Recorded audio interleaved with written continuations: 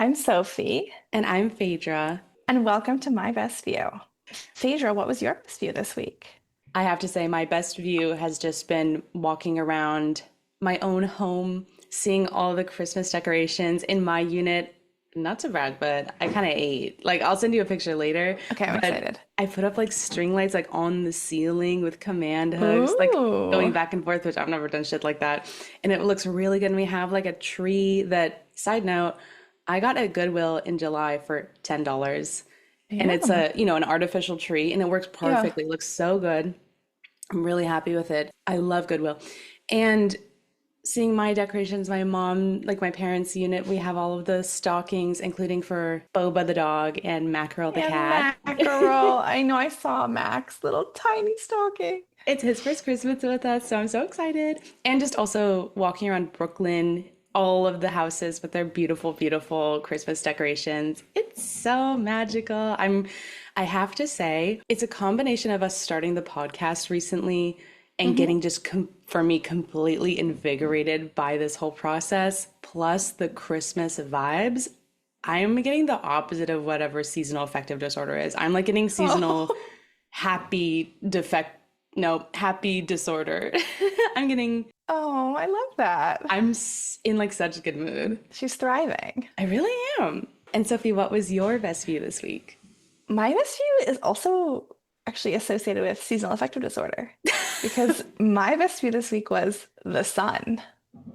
Oh my God, get into it. I'm in California right now for the holidays. Just got here 2 days ago, and my God, the feeling of actually sun on my skin after so many months of German fall and winter. Oh my God. To just feel the sun on my skin, feel the vitamin D soaking into my body, a true blessing. And in California, you feel that motherfucking sun. Like, I can close my eyes and I know exactly where it is in the I sky. know. You can feel it on your head. Like, I specifically, I'm also, like, it's in the back right section of my no, head right now. completely. It's such a good feeling. I also want to issue two disclaimers. One disclaimer is linked to the fact that I came to California 2 days ago. I am jet lagged as fuck. Also, I watched the episode half asleep. So if I hallucinated something, you have to call me out. No problem. Secondly, I am currently sitting in an armchair, hashtag Maria, um, in front of a garland that says Merry and Bright. And so I just really need to put it out there for anyone who is watching on YouTube that I don't have the words behind me in a Jessica kind of way. It's just the one singular message. Yes. And it's a holiday decor. This is also I not your just home. It's not my home. I just don't want to be accused of hypocrisy because I'm probably a hypocrite about a lot of things. I'm not a Yeah. hypocrite about the decor criticism that I'm No, doing. no, So no. You stand strong in that one. I look forward to my first hypocrisy accusation because I know they're gonna be right. I know it. like yeah, you got me there. And I'm gonna fold so quick. I'll be like, yeah, you're like literally correct. I'm an idiot. It's just not gonna take a lot for me to be convinced. I'm like, good point. Haters, we welcome you with open arms. Haters, we agree. And we're actually hating on ourselves way more than you ever could. So don't worry. We were We've got thinking it. that. We've We got were it already covered. thinking that. Should we get into, you know, a couple I'm very excited Let's to get into? let's dive into episode 4. Yes. 20% done, by the way, right? Yeah. Wait, I'm no mathematician. I think that's right. I think 4 out of Four 20. times five equals. I never passed my times tables, by the way. They just gave up eventually. And look at you, you're still a podcaster. And look at me. I've got a calculator at every fingertip. We get into Jessica and Juan to start this episode. It seems like this is the morning after they arrived in the home, the bedroom with no door, that whole saga. Jessica makes breakfast for the two of them, and she makes them scrambled eggs and one peeled banana each. Is that cultural? Is that what they eat in Colombia? I'm dead serious because I never heard Oh, of scrambled eggs with banana. I'm sorry. I thought you meant Wyoming. No, I'm not trying to protect Wyoming culture. You know what? I don't think so because she hands him the breakfast and he goes, eggs and banana. Thanks. At first, I saw this breakfast and I was like, oh, that's a weird breakfast. And then I thought again, I said, Phaedra, that's exactly the kind of breakfast that you would make yourself if you ever cooked breakfast. I want to clarify something. I think scrambled eggs and then a banana on the side is a good breakfast. They were on one plate and they were using a fork to like combine them. No. Are you serious? Yeah, it was like a bite of banana, a bite of egg, a bite of like that's what freaked me out. It's not If a it was just kebab. no, if it was just eggs and then a banana, that would be fine for me. Yeah, like the banana's dessert or something. Yeah. We can really move on from this banana thing. We can really move. So she brings Juan the breakfast, which is very nice, and she let him sleep in, which is extra nice. And in an interview with the producers, Jessica says that they didn't have time to be intimate last night, basically putting the boys to bed, and David sleeps in the bed with them. Also, they don't have a door. I think that's an important aspect of it as well. Seems like a big issue, yeah. So in bed, she and Juan are eating the breakfast, and then she kind of like suggests they snuggle before they get ready for the day. And they were weird about it. They were acting like it's a really big deal. They're like, how do we do it? Well, she was like, I don't even know how to start this, like kind of awkward. And then Juan goes, oh, I know how to start. Something so. I guess they had a fun morning. And then Juan's like, this is better than breakfast. And they're all giggly. And I was like, first of all, you. But second, okay, we're in their bedroom. They're allowed to do what they want. But, Yeah. But then after their morning banana, in multiple ways. Stop. That was Mark level gross sex joke. But it's cuter when you do it. So Jessica, after that, goes and takes Juan on a tour of where she grew up, which is just, Torrington, where they live now. Also Torrington. They're driving to Main Street, and on the way they pass like the house that she grew up at. And I'm like, yeah, probably literally 5 houses down from where she lives now.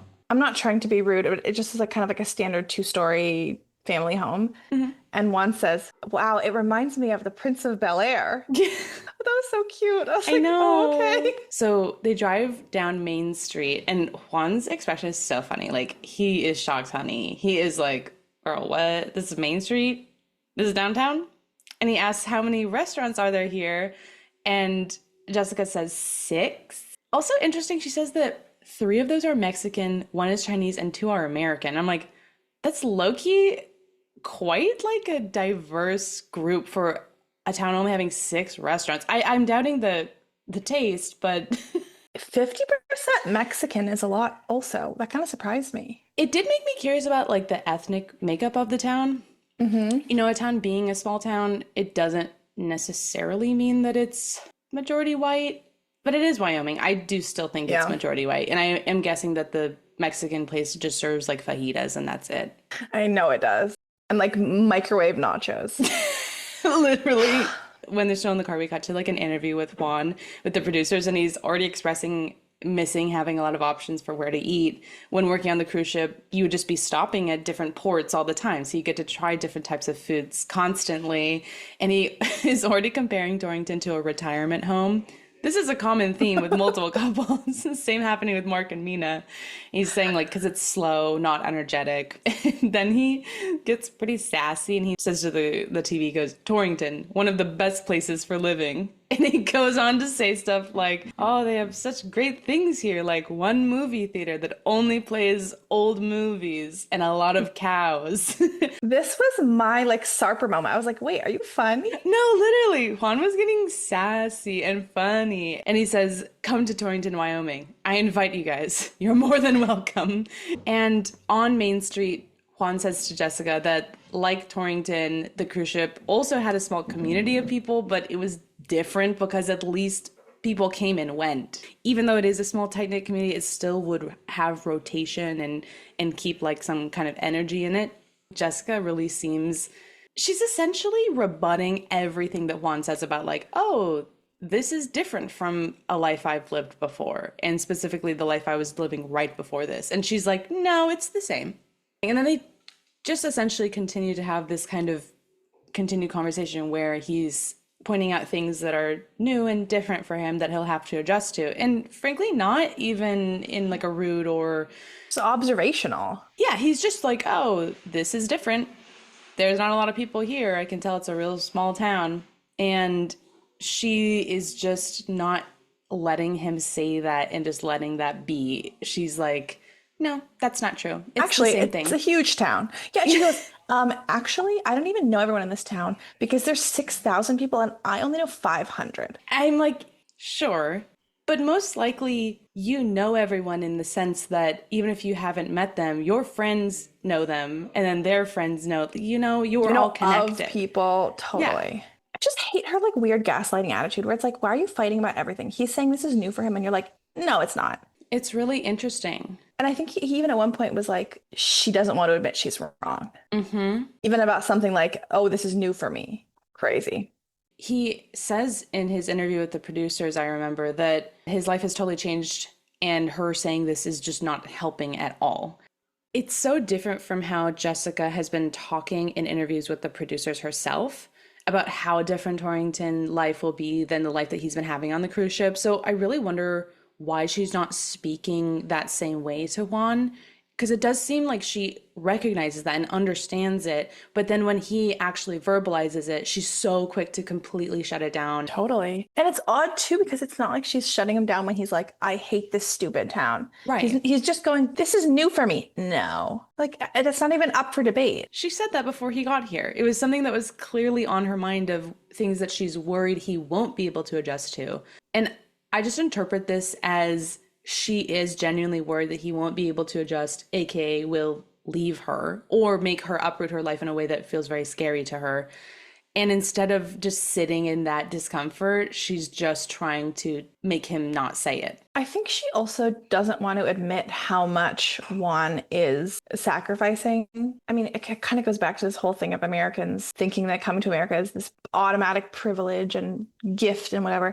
Yeah. And it's like, yeah, maybe if he was moving into like a really nice house in like a cool place, Yeah. but he's living in Torrington, Wyoming with no door. There's not even more work opportunity. I mean, I don't know if this is empirically true, but my impression is for most people who immigrate anywhere, it's for job opportunities. Yeah, or it's some sort of opportunity. His the only opportunity I think he's gained is the opportunity to spend more time with his son. But like aside Yes. from that, I don't think his world has opened up in any way by moving here. Totally agree. It's closed down in many ways.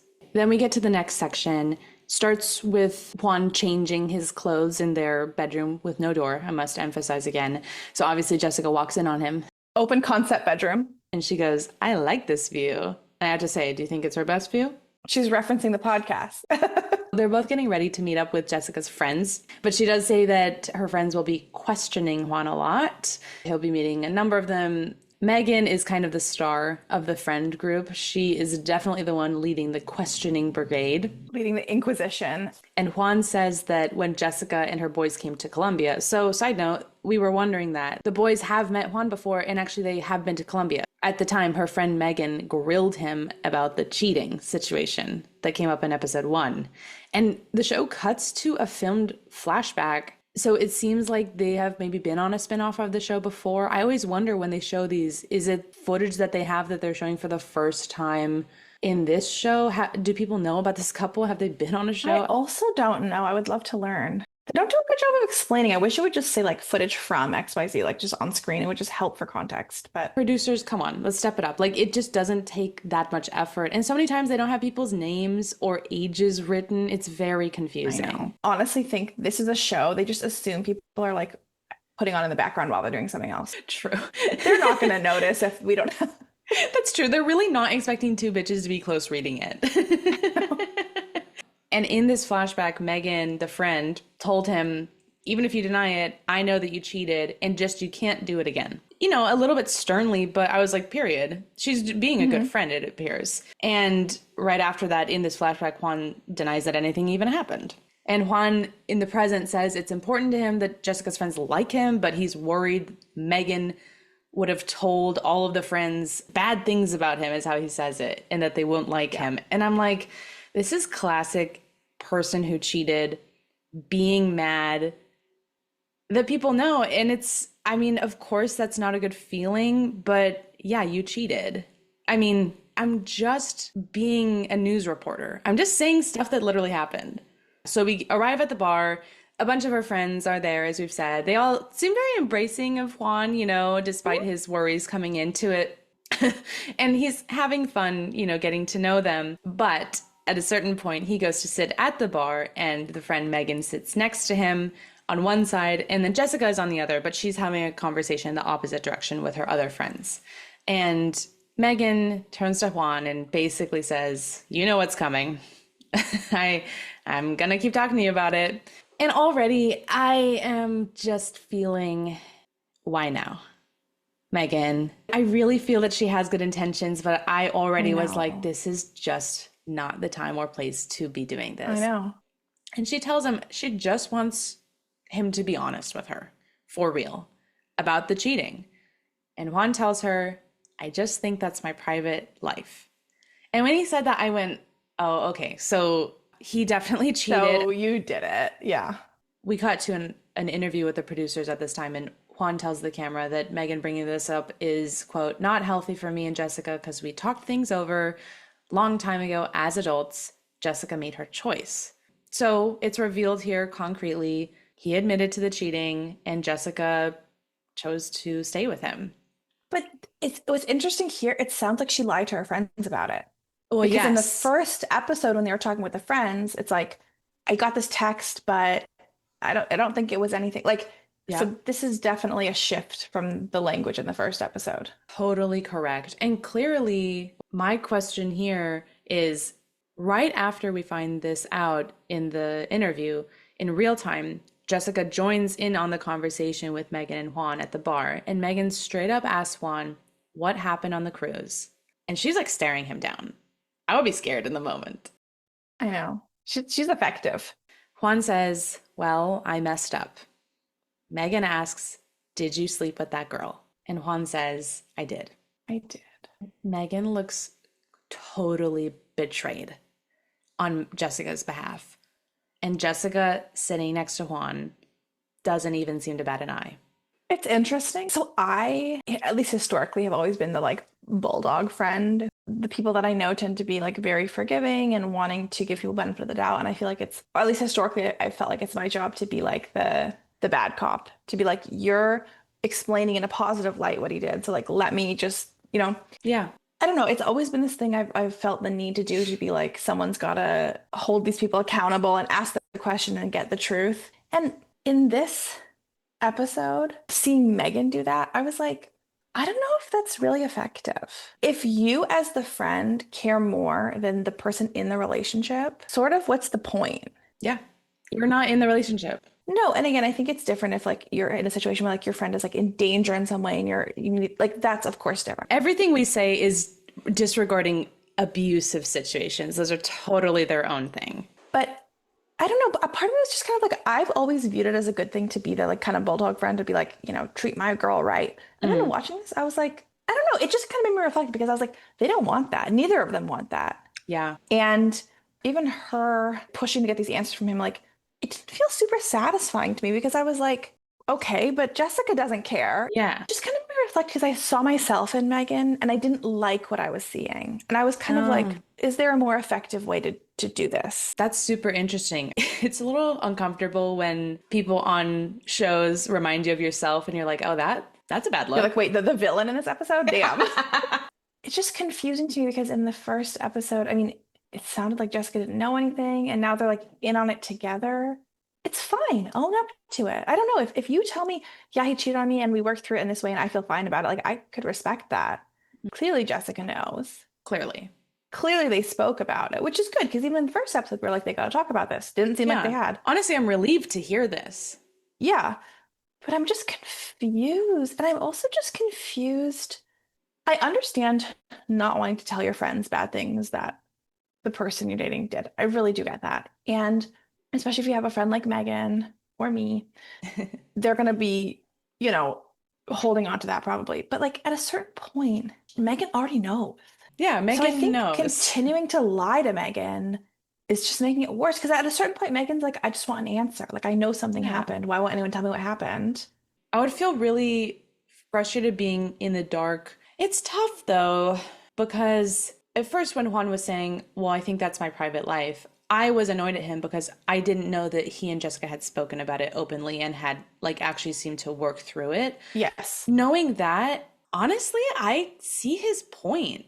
It is their private life. I don't know. I think that it's tough because it essentially is, I don't know if it's ranking romantic relationships and friendships, but it's interesting that Jessica is, I'm curious what reason, not including Megan in on this part of her life that clearly has been bothering, I'm sure, Jessica, but at least bothering her friends and coming up, I'm sure, quite a bit.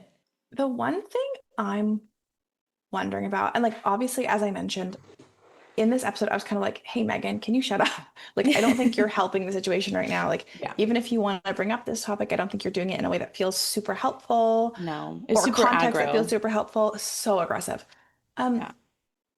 but I will say on behalf of um, protective friends everywhere.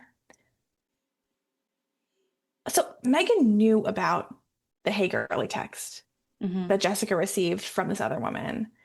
So I'm like, so clearly Jessica went to her in a time of need and was like, oh my God, I'm so upset. I think Juan cheated on me. Yeah. But then made the decision, I'm assuming internally or with Juan, that it's fine. She's can overlook it. Hmm. And then now she's sticking with him.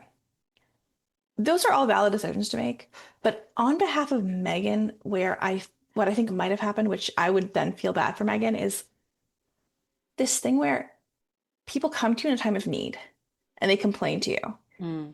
And then later they make their own decision or something, but they don't want to include you because they don't want your judgment. But you already included Megan because she was the person you went to when the situation started. So in Mm. a way, she is somewhat owed a conclusion. I Like, totally I agree. think when you go to someone and are like, I'm having this problem, it's just the nice thing to do to go, and here's how I resolved it. Hmm. And so I think it's tricky to come to someone in a time of need.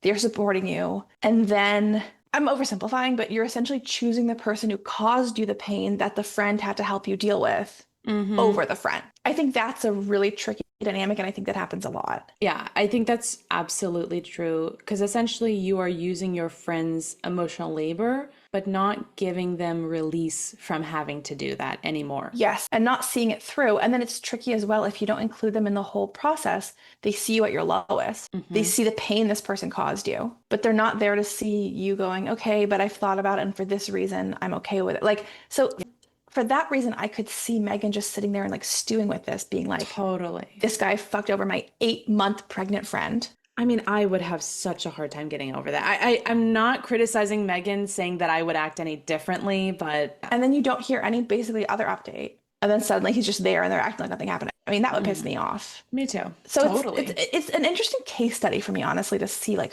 what I would do differently as every single one of these people. Something that I've noticed with relationships in general is people are so quick to talk to their friends about things that their partner does that annoy them. But culturally, we view it as uncouth to talk about the good things that your partner does. Like, oh, well, that's bragging. Hmm. And I find that very frustrating because what I think ends up happening is you, as the friend, only hear when bad stuff happens. And so you think that the relationship is potentially a lot worse than it actually is. So for me, I'd way rather it get to the point where I almost think that my friend is talking too much about the good things and okay, is she bragging a little bit? I'd rather that be the situation and be reassured that my friend is happy in her relationship and is being treated well than only hear the times that her partner's being an asshole. I agree. For me, Yeah. it's really this dynamic of like what we talked about, using your friends for emotional labor, putting this heavy stuff on them that they're like so sad for you, so worried about you, Yeah. and then being like, oh, just kidding. And this is also linked to this cultural thing of friends being disposable once you're in a relationship. Hmm. So it's like your friends are already going to see you less, and you're going to have just more of a distance from them just because that's how our culture kind of works. And then Hmm. on top of that, they come to you to complain about the person they're prioritizing over you. Yep. Like that's just a brutal dynamic. It happens every day, but That's so true. that's tough. I hate to see, well, I was going to say that I hate to see any kind of strife happening with my Your OTP, beloved. my beloved Juan and Jessica. However, I have to say, well, I was really curious to see what happens after this. This is, this is slightly out of order with our episode, but that was how the entire show episode ended. That was the cliffhanger. And I really wanted to watch the next episode because I was very curious to see what happens. But Yeah. on one hand, it sucks that like there's this tension happening in their situation. But I was frankly relieved, Jessica and Juan wise, to hear that they've actually acknowledged the fact that he cheated. And it sounds like they've worked through this and they're in a good place. Yes. I worry about, honestly, Jessica's relationship with her friends that's also an incredibly important relationship. And I do think that she approached this in the wrong way by just leaving Megan and the other friend in the dark as well. But at least they've openly talked about this being a situation. And Yeah. Juan was honest. I'm really relieved to hear that. So we'll see what happens next. I know, I'm curious. We move to Long Island with Greg and Joan. Greg and Joan are in bed. It's Joan's first morning in America. And then they hear this really loud sound from outside the window, and it's Lucille, Greg's mom, mowing the lawn. And then Greg opens the window to wave to his mom from bed. It's just this very interesting involvement of Lucille in absolutely everything. Yeah, already she's a part of their morning waking up. It's intense. Greg tells the camera that they only hugged and kissed last night. Then he says that he hopes at some point his mom can take a trip to visit her friends in Florida so that they can have sex. I'm like, damn, they can only have sex if the mom's in a different state. That's crazy. Does she not leave the house? Does she not go grocery shopping? I know. And then they like keep having this conversation about the separate room concept. So Joan says that she's upset about the whole conversation. And Greg says it's just about respecting his mom's will and her house. I'm like, how about respecting your relationship and your fiance? Yeah. Joan again says she wants to move out. Greg says it's a priority for him, but he can't afford it. And then he tells the camera that he would miss his mom if he moved out. That's crazy. So that also shows like he's not even like tired of living with her, which is crazy. Well, the thing is, honestly, I'm not trying to be insensitive to his financial situation, but like truly, if there's a will, there's a way. Like I honestly think Joan would rather live in like a really cheap room with random roommate Agreed. than like with his mom. Like there's got to be something that can be done here. And as we'll find out later, he's really not maximizing his potential here. Jesus Christ. I know. So Greg and Lucille are talking, and Lucille's like, "Where's Joan?" She's in the shower again. And Lucille's like, "What the heck? She took a shower last night." No, Lucille's pissed. And then Lucille starts explicitly complaining about the water bill. And Greg is like, "Well, it's different in Uganda. They shower more. And sometimes they even take cold showers." And Lucille's like, "Well, then why doesn't she just jump in the pool?" That's so white people core, thinking that the pool is equivalent to a shower. I'm like, the pool, you have to take a shower after you're in the pool. Don't piss me off. I know. A chlorine shower. And then she says Greg will understand when he pays his own water bill. And I'm like, you know what? That's low-key true. That's the thing with Lucille is she loses me and then she brings me right back and I go, wait, that's actually a good point. I'm like, that's a good point. I know. Because Greg literally says, wait, that's not free.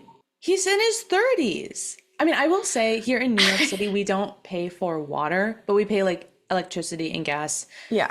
So, okay, some places you don't have to pay for water itself. I don't know about Long Island, but I mean, showers are not free, mainly, if you have to pay the water bill, but then even if you don't, you have to pay for the electricity to heat the water.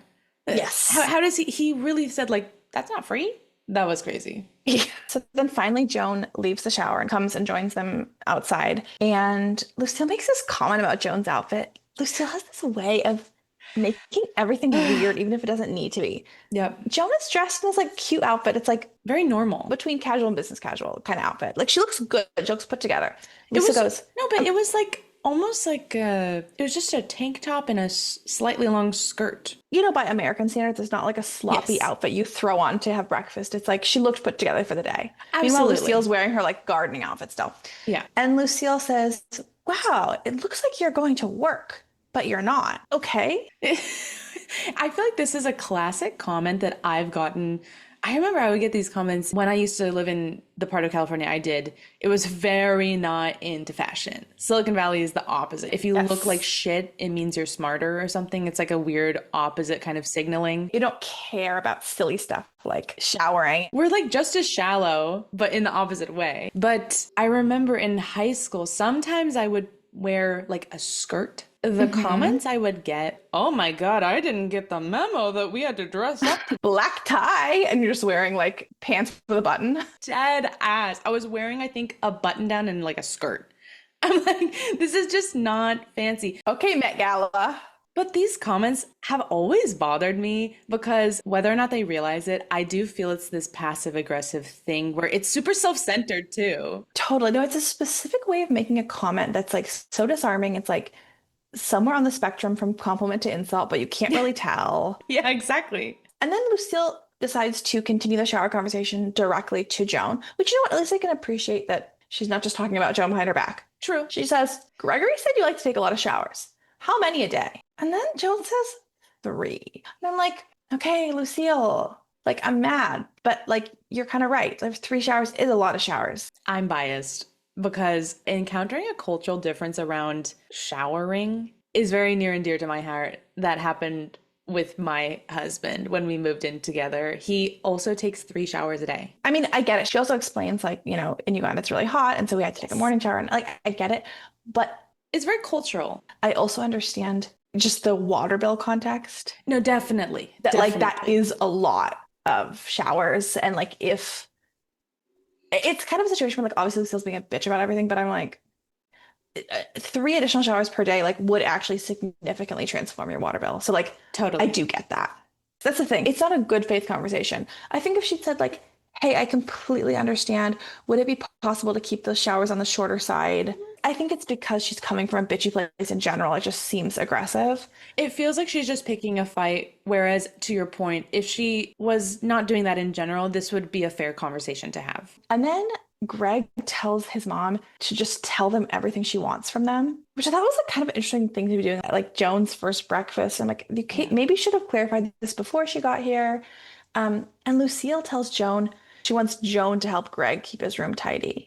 That pissed me off. I have to use a different phrase. We said it so much in the last episode. Well, we are pissed off. It was so classic coddling mother, just putting the responsibility onto the new woman to baby her son. So aggravating. I know. And then Lucille has the audacity to say, I don't want anybody to feel uncomfortable in this house. I'm like, yeah, you do. You want Joan to feel uncomfortable. That's why you're making her uncomfortable every second of every day.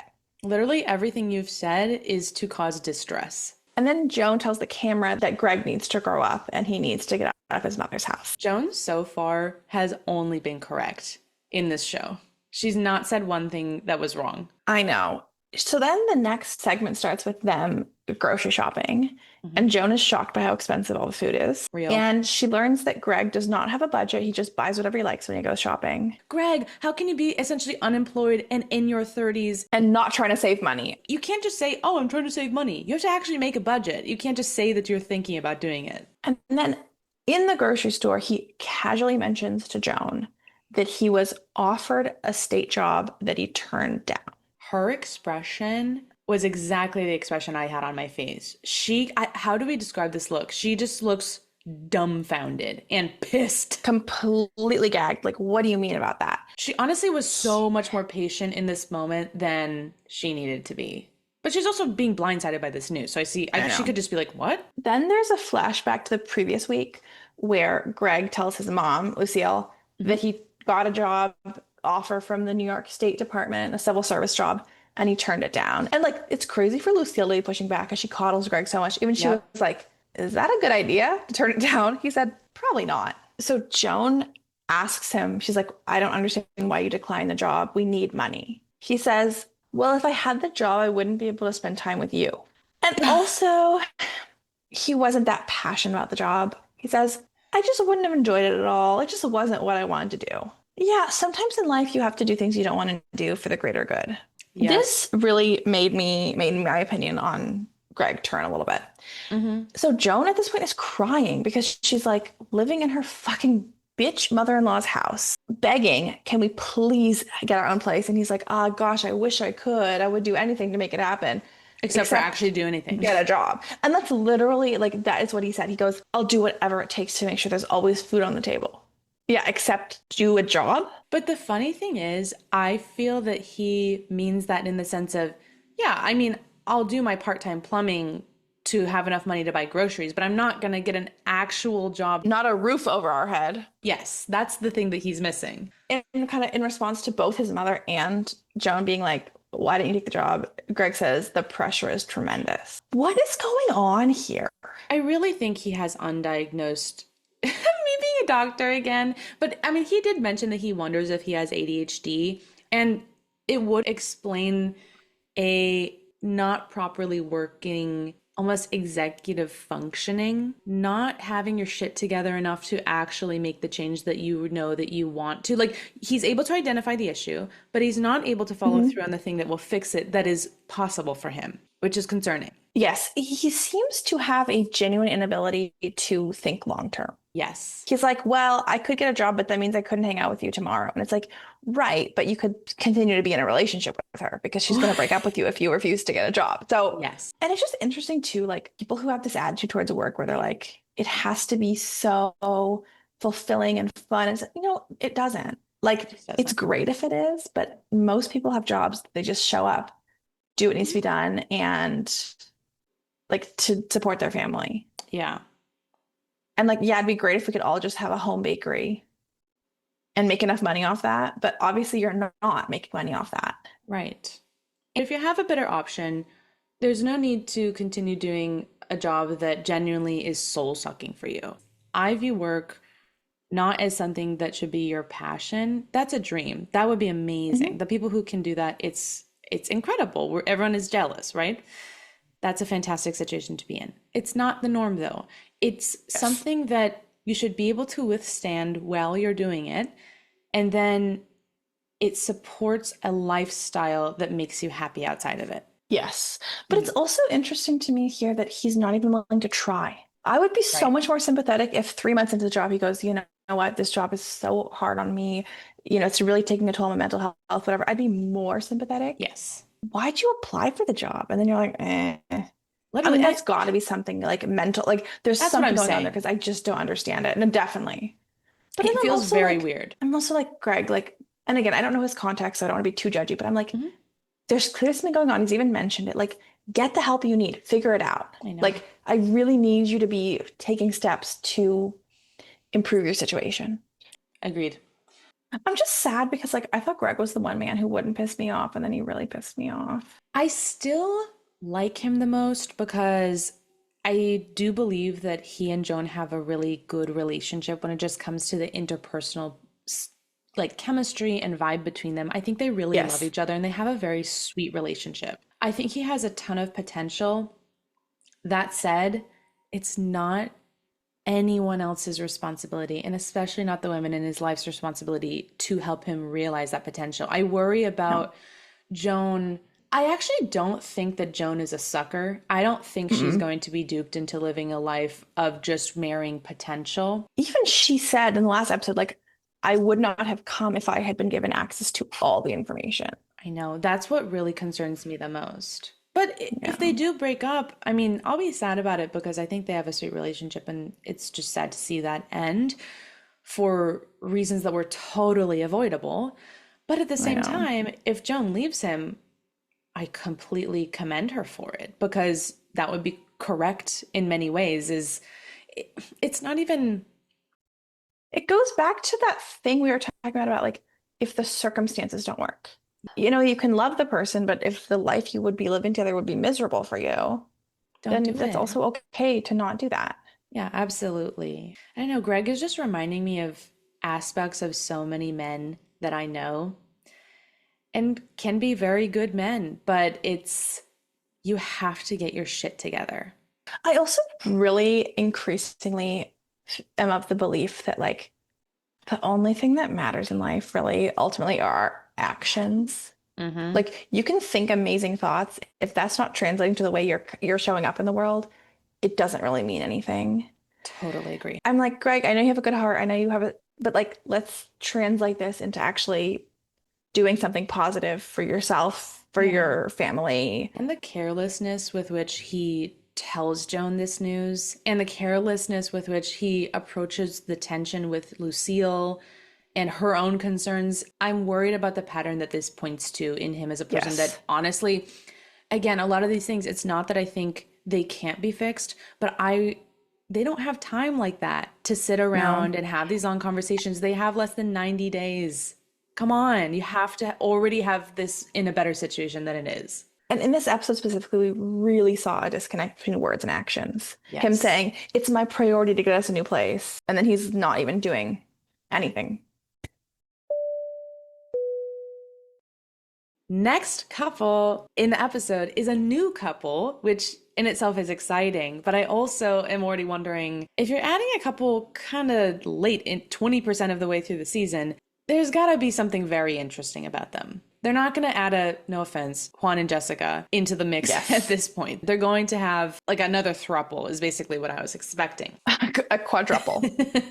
This couple is Shawn and Alliya. Shawn is the American in the situation. He's located in LA, and Alliya is a woman from Rio de Janeiro in Brazil. So we are dropped right into some drama of some kind. Why are the producers getting crazy with the different flashbacks? I'm like, it was confusing. The way they're putting effort into the things that I don't want them to put effort in, aka coming up with like convoluted new ways to present information, but they're not putting information into like explaining the basics. Also, whenever they do this like flash forward, it's not clear that that's a flash forward until they cut. Until they go 3 months earlier. And I'm like, I have a hard time telling when it's a preview versus the real episode. It's just sloppy. So the drama that we're dropped into here, it says on screen, day after wedding date.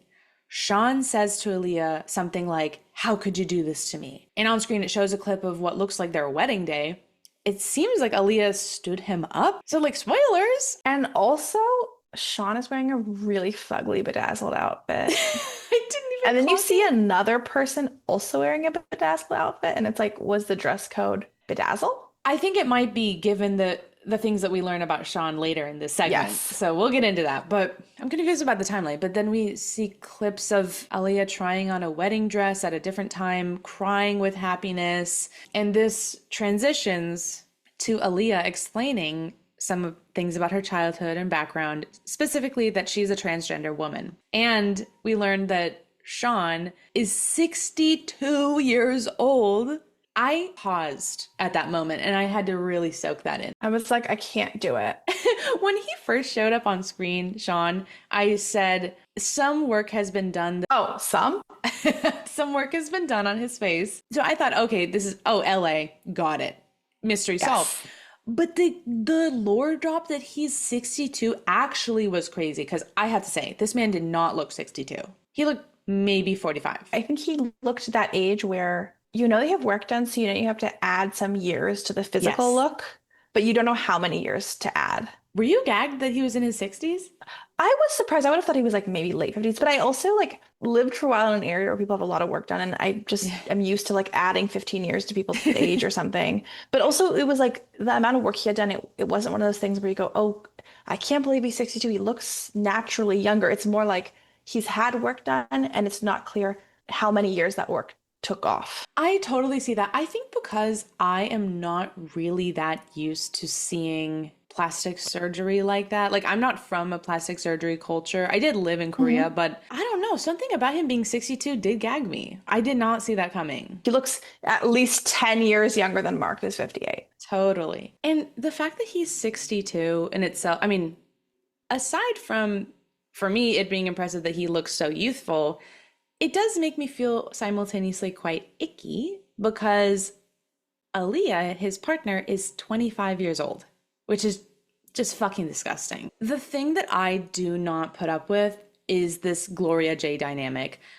I hate this type of age gap. There's some gray area, especially when people are older, blah, blah, blah. You cannot be in a relationship with someone half your age. Less than half your age. It can't be in your 60s and in your 20s. Also, I am especially intolerant of age gaps like this when you met online as they did, because the first thing you see is the person's age. It's not a thing where you like organically met at an event and you clicked and then you realized. Because this it's like first thing you saw is age 25 and you were like, oh yeah. Like, why did your settings include age 25? Good fucking question. This made me immediately sour on Shawn, even though aspects of him are like entertaining. But I'm like, girl, what the hell? Like, that is disgusting to me. I'm sorry. Like, I really think it's horrible. I don't like it at all. Shawn's like introduction is very interesting. We do not have a character like him on this season yet. So I did like the newness of this type of vibe because he's 62. He lives in West Hollywood. Okay, Pink Pony Club. And he lives in a 1972 LA home that was supposedly built by Charlie Chaplin. And I was like, oh my God, my real estate envy was going crazy. I want to tour that house. By the way, in case anyone thinks I'm just a bitch about every house, I thought his house was gorgeous. You can get a compliment from me if you do it right. Exactly. If you're going to spend the money right. And oh boy, is this man spending money. So he is a hair and makeup artist. He worked in TV, shockingly, like on Ugly Betty, the show, Men in Black. He said, in his house, he has a bunch of little tchotchkes and like cute or tacky, depending on your opinion. I thought it was like camp. It also felt authentic to him as a person. Like it wasn't just random piles of shit lying around. Like Exactly. Mark. He had the vibe to me of maybe one of the designers of the Madonna Inn, but their own home decor. So it's kind Okay. of a tame version of that, but in the same wheelhouse of like this Southern California tacky core, but in a fun way. Yes, I can see that. I really enjoy that vibe. In his house, Shawn has a whole room of Barbara Streisand memorabilia. You love to see it. Thank God someone's doing it. So he shows his favorite Barbara Streisand dress that he owns, and it's in like a glass case, like with like a mannequin and everything. He says that he bought it at an auction. He says he loves the auctions. My wallet probably doesn't love the auctions. Probably not, looking at this house. He reveals that he has kids. He met his first wife at beauty school. They show a throwback picture here of the two of them. So 80s. They have the most big, curly 80s hair ever. This will 100% be one of our visuals that we post on Instagram. Check us out, My Best View Pod. And Shawn says that him and his ex-wife had 3 kids together, And they were married 14 years. and they're still friends. And since his divorce, he's been identifying as gay, he says. That then moves into him talking about how he met Douglas. And I'm thinking this is another character. So I was like, oh, okay. So this is, okay, there's an age gap, but really this is another throuple. No, this is not a throuple. We'll get into why. So Shawn and Douglas met online through a dating site in 2020. What dating site? Please, I need to know. Is it BrazilianCupid.com? Or is it just Grinder? It might just be Grinder. I don't know how you can do like location. You're right. Long distance. You're right. It was BrazilianCupid.com. BrazilianYoungPerson.com. Grinder heads, let us know. Can you like turn off location? Can you look at people in different countries? I'd love to know. And after the pandemic, they traveled together to countries that now Shawn says Alliya could go with her passport. And I said, oh, okay. So quote unquote Douglas is the dead name of Alliya. So we are talking about the same person. This is not a throuple. So they met before Alliya transitioned. I'd just like to say for the record, I did feel uncomfortable with Shawn dead naming Alliya and referring to her as he and him. That said, I do recognize that people are not a monolith. If Alliya is okay with Shawn referring to her, you know, especially in the past, by the old name and by the old pronouns, I'm not going to police that. I don't care. What I care about is that whatever the way that Shawn is speaking about her is what she's comfortable with. So I just like to say for the record, I know that this isn't a practice that like at the moment is generally accepted. It's not me doing it. I am quoting. I want that to be clear that I try to be aware of that. I will also add, I was taken aback by a lot of the language and tone to a certain degree that Shawn uses throughout this to discuss Alliya's Yes. transition and specifically pre-transition memories together. My instinct is that Alliya wouldn't be okay with this. And I think part of the reason is because later Alliya talks about like, I'm not going back, like this real resistance to show up as Douglas, even in like a legal capacity. So I doubt she would be super comfortable with this. And so that makes me really sad for her if this is how she's being spoken about. Yeah, it made me nervous. The only thing I could think of, and I hope this is the case, is that it was a producer decision, is that they thought that maybe the average viewer doesn't have as much context or connection to the trans community as we do. Mm-hmm. And so they're just really trying to explain in this very literal way of like, this is what it was before and now. But there was a noticeable lack of sensitivity.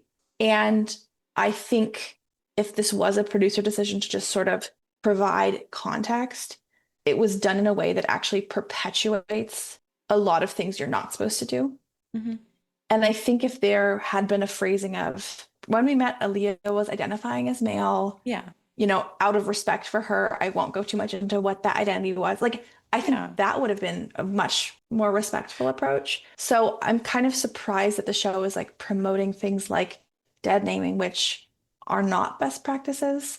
But again, this show is exploitative as fuck. So I guess I shouldn't be surprised by that. Yeah, true. And to your point about if this was a producerial move, it's a stupid one because Alliya had just spoken about how she's transgender.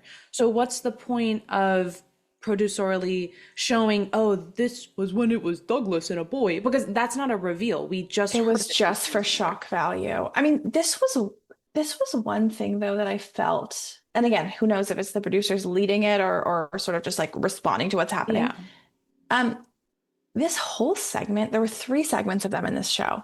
It could have been done in 3 minutes because it was just, this is how we met. We're having trouble with the K-1 visa. I got set up at our wedding. That was basically the whole thing. Yeah. And I was just surprised. I felt like if you're someone who doesn't view people being trans as a shocking thing, it was super boring. Mm-hmm. But I could feel the way it was like, and before she was a man. Gotcha. And I'm just like, I don't know if that's not something you find shocking. It's a really not a very interesting segment. I was more shocked by the age difference than anything. I know, and they did not touch on that this episode. While they were traveling after the pandemic, they were in Spain together during Gay Pride. And at the time, Shawn suggested that they dress up, which Alliya had never done. And so they bought her a wig and a dress, and she was so happy. As a reminder, this was before she transitioned. So this seemed to be a real turning point in her sense of self and identity, a real moment. Shawn shows the camera in his house a scrapbook that he's made for Alliya that is basically like a compilation of moments from their relationship. And while looking at it, he tells the camera that he has so many fun times with Alliya, but at the same time, he does truly grieve the first part of the relationship with the person that he knew as Douglas. He didn't really phrase it that way. He basically said, It was something like, I fell in love with someone named Douglas and then he died. yeah. And I was like, Shawn, if that's how you feel, you need to break up. If you feel that the person who you met and fell in love with doesn't exist anymore, you need to break up. It is so unfair to be in a relationship with someone where you are just sad that they're not the version that you thought that they would be. Like that language in general pisses me off when people talk about transition as this thing of like mourning because the person is literally still standing right next to you. But I just thought that language of like, and then Douglas died. I was like, Alliya, girl, get out of this relationship. This is not going to be a situation that is affirming and positive for you. Yeah. And that bothered me a lot that was like his official stance. I was like, It's one thing if that's how he feels in his private life and he's working through that in like therapy or with friends, but I do think it's somewhat damaging to have this stance so publicly. totally. If someone in your life who you're dating transitions and their transition no longer aligns with your sexuality, it's one of these situations that's super sad, but you're allowed to say like, well, I'm gay and you're a woman. So Yeah. Circumstances. totally. I mean, I don't think anybody's judging that. There's this kind of implication that combined with the language of Douglas died, I was just like, I'm hoping this is just like benefit of the doubt. He's old and he's saying everything wrong. Yeah. I mean, he is 62. But some of the stuff I was like, dude, is that really how you feel? It made me sad. I don't think it's super beneficial, and not saying that we are, but just in general, I don't think it's super beneficial to like police people's language too much if the intention is right and the person at hand isn't offended, like they're okay with this type of language. And we don't know if Alliya is or not. We don't know. So right now, I think what we're trying to express is just not true like condemnations of his actions so far, but they're definitely little yellow flags that I think we will come back to later. And I hope not, but could point to some concerning mindsets potentially. And also, what I will add to that is the tone in this episode. I'm not saying this is necessarily representative of reality, but what was presented to us as viewers was Shawn seemed almost resigned to the fact of, oh yeah, and then she transitioned. Yeah. I never heard him speak in a way that felt really positive. It was just kind of like, and then this is the thing that happened. And again, I'm not saying that that's inherently bad. It's really not. But the combination of just sort of saying, yeah, and then Alliya was born, combined with this language of like death and whatever, it just struck me as odd. And I'll stand by that. I would have loved to hear a little more like, she found something that made her so happy, and like I wasn't really getting that much from him. So again, we haven't gotten too much. We'll see if we hear more, but I feel sad for Alliya because I think a lot of times when people do transition, they have the feeling of that it's a burden on the people around them and that they have to be really grateful for being accepted. But you can still have standards for how you want to be accepted. And you don't just have to feel like, oh, this person's staying with me. I can't police their language. And so I'm wondering if a little bit of that is happening where it's like, he's talking about Douglas died. And she's thinking, well, I can't even say anything about that because I'm just happy he's still with me. Right. Yeah, I And hope again, that's that's not it. total speculation. So I don't want to even like insinuate that's really what's happening, No, but but I think it's it's insightful. just a situation where the power dynamic is so skewed that it kind of also Yes. makes me wonder like how much Aliyah has the opportunity to push back or say that she doesn't like something Yeah. that's being said. No, I think that's potentially insightful.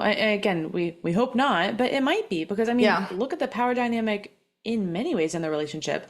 She is Brazilian, he is American. He is white, she is not.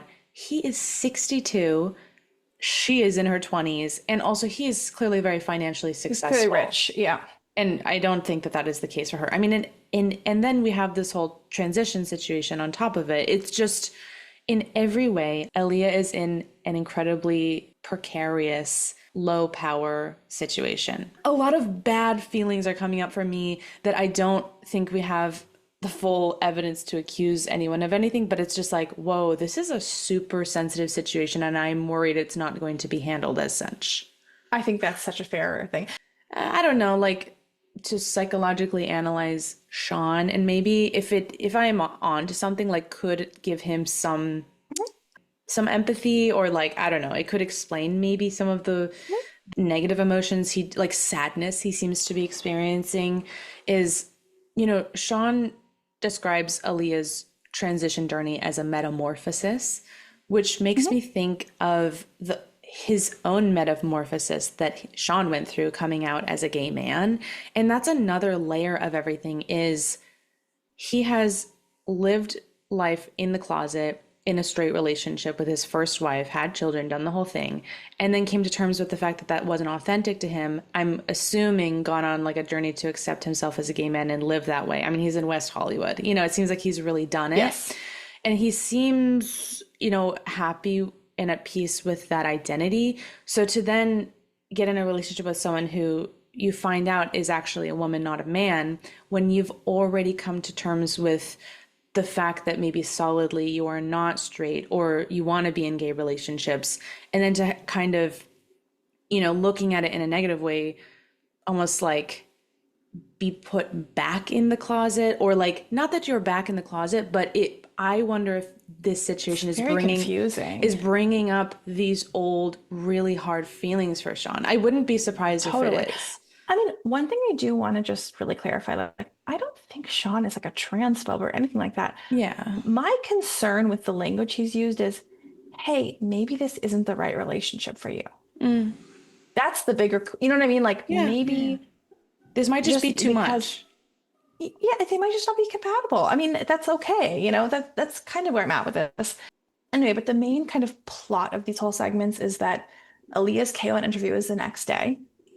And Shawn is worried about this because they got denied in the past for tourist visas, school visas, etc. So this I really needs know. to go well. This is their last option. And Aliyah does not want to go to the interview presenting male, even though all of her forms have the name Douglas on them. Yes. So this was kind of the whole thing. And finally, she decides, you know what, I need to be authentic to myself. I'm not going back. I'm going to go as me. And this was the thing where I'm like, Aliyah, I understand this is a really personal decision. And also, I'm like, can we just make one strategic decision for one single day? Like, can we just not introduce extra complexity to an already very precarious situation? I'm The like, fact that she's already been rejected for other visas, I'm like, I does it have know. to I'm do like, with the let's fact that just, she's trans or is it something I else? don't know, but I'm just kind of like, and I think she ultimately did decide to go dress as Aaliyah, and we didn't hear what happened. Yeah, I'm curious. I hope it went well. I know it's totally different, but it reminds me a little bit of Gregory, where I'm like, I would love to make like one painful decision in the short term that will eliminate ambiguity a little bit. Like, I don't know. I just feel like if you get a trans, and she's like, I hope they're not transphobic. And I'm like, I also hope they're not transphobic. And obviously, if the person doing the interview is transphobic, it's totally on them. But also, Is proving it to them worth? you need this to go right. And like, because there's a chance that could be the outcome, like sometimes you have to like let's like game the system. Like, I'm not even saying sacrifice something like Yeah, of your own, but just be like, if this is how the system works, I have to engage with it in this way. And so I'm like, I really hope that this works out for her, I truly. know. I know. It on the other hand, it is, I'm proud of her that she is so at peace with her identity now that she's not willing to sacrifice it even for a day? I mean, it's complicated. I don't know. I don't know. I mean, obviously, we're not in a position to tell her what to do. No, And I'm certainly not trying to do that. But part of me was just like, no, I hear you. sometimes you have to do uncomfortable things for a little bit for like a very specific targeted reason. Hmm. And I was kind of like, if this is the big question of like, will they let me in due to me being presenting female? I'm like, we could actually eliminate that ambiguity. I But, know. you know, I know. And you could just see it anyway. as you're just wearing short hair and no makeup. It doesn't mean that you're a boy again or something. So yeah, that's where we left it, is Alliya going to the 90 Day Fiancé interview dressed as her authentic self as a woman. I really, really hope that it goes well. I mean, I think we can say it does because we see that their wedding. Because we saw the wedding thing. I know. It's another fake cliffhanger. I guess it did go well. I guess we didn't mean to speculate on it because we know it fucking went well. That's great. I'm so happy to hear that the person who interviewed her was not transphobic. I mean, thank God. It was a risk, which is a sad reality, but I'm very happy that I think we can pretty confidently say that it did go successfully. And yeah, I think going forward, I'm really interested to see the framing of this relationship by the show and also by Shawn, but primarily by the show, because to your point earlier, this section was not particularly interesting if you don't consider her being transgender as a like, A plot line. of course Yeah. it's interesting in the sense that like, well, it's always nice to see someone living as their authentic self, and that's heartwarming and like made me happy. But this was so drawn out for something where really plot didn't happen. It was just The that. whole thing was just like all these like photo montages of like before and after. And I'm like, Yeah. Yeah, okay. we get it. Yeah, we understood what's happening. I would be way more interested in focusing on what the hell is this 6-year-old doing with a 25-year-old. That's truly the most shocking part for me. And it just kind of goes to show our like, Our values. Yeah. that we're like, let's focus on the age and the plastic surgery. Something interesting. So up next we have Stevi and Maddie. They're arriving at Stevi's house for the first time. It's super dark. It's late at night. Stevi says that Maddie is a city boy. Hattiesburg won't be what he expects. Maddie comes into the house, immediately says, "Why do you have boobs everywhere?" And the camera shows, talk about home decor police, us. The camera shows all these different art pieces that Stevi has done. For context, she's an artist and like an English tutor online. So this is her job.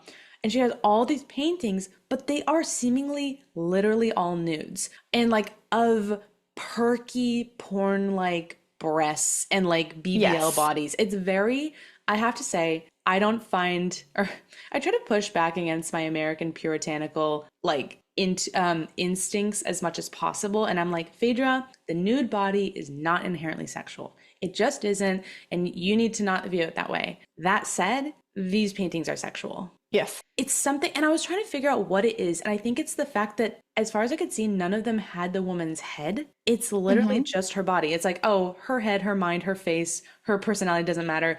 Look at those big tits and Also, waist to hip ratio. yes. Also, I remember in episode 1 when she mentioned her art, she said something about, I just want to show through my art that all bodies are beautiful. I'm like, what do you mean all? Yeah. Because This was it's a Kim one Kardashian body body. type. It's Yeah. it's literally just Kim Kardashian. And I think that Instagram contributes as baddie. well. I think if she had pictures of different body types, older people, Yeah. fat people, whatever, I think I would be a little more like, okay, she's just sort of finding beauty in the female experience. But this Totally. was like, I mean, it was like, it looked like a painting that a straight single man would have in his home. Oh my God, Like Andrew the Tate level definitely of would commission sexuality. these. And they'd be like, this Yeah. is art. Yeah. And it's just like okay, yeah. And so Maddie says that in an ITM, or was this to her? I don't remember. But Maddie says that coming from a country where it's illegal to own a nude photo, this is so shocking. And in this moment, I want to tell Maddie, hey, coming from a sex positive family in California, this I'm is shocked shocking. too. Yeah, this is bizarre. I would, Stevie, I don't mean to hate on her, but this Also, This I was want weird. to add, it wasn't like she had sort of 10 paintings stacked in the corner that were about to go to their homes. Yeah. Like a lot of these paintings were like on display in her home they're for her. for her. Yeah. And guests, presumably. I don't know. Whenever I have gone to someone's house where there's like a nude, like piece of art. Mm-hmm. I am like, especially when it's like similar to this, like no head of the woman. It's literally just the body. I do find it kind of freaky. I don't mind, but I think it's also because I am like less American about Hmm. nudity. But this is a lot. I It mean, was I'll just the allow you one quantity. nude. Yeah. Yeah, exactly. I think it's the quality. One, okay, whatever. That's fine. But like the quantity of it, it just was like, we get it. You like boobs. Yes. So at one point, like he's coming into the house, like there's a lot of boobs.